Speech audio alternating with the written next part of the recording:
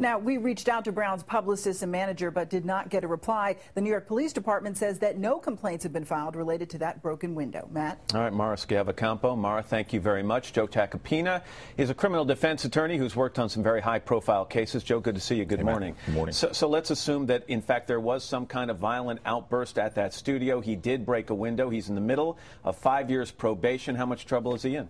Well, it's really up to his probation officer. Unless there's involvement by the New York City Police Department, his probation officer has wide discretion to report to the judge.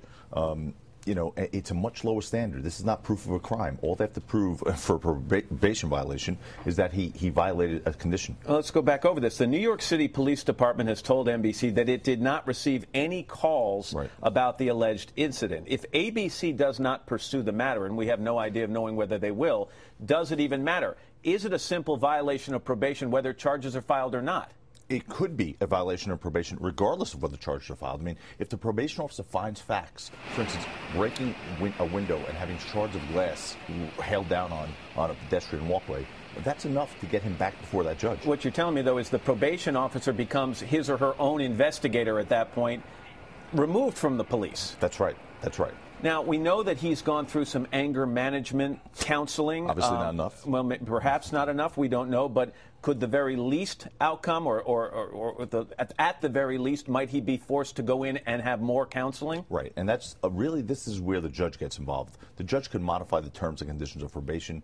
And even though she just recently praised him for doing so well, she can add additional hours. I mean, he's going to, I suspect, going to have to deal with this in California in some way, shape, or form. You are a criminal defense attorney. If you were representing, and you are not, but if you were representing Chris Brown, would you suggest that he make some statement about this, apologize for an outburst, or should he say nothing about this and try to move on? At this point, I would say nothing. If I were the defense lawyer, though, I would be on the phone with the probation officer and the district attorney, and I'd be groveling right now and show that he was really put in a bad position and he's just lost his cool because he was sort of egged on a little bit. And you know, whether that's valid or not, I'd be on that phone right now trying to prevent them from filing a violation of probation, because once that happens, the train has left the station. Well, real quickly, put the other pair of shoes on, because you're a former prosecutor as well. If you were the prosecutor looking at this, what would you do next?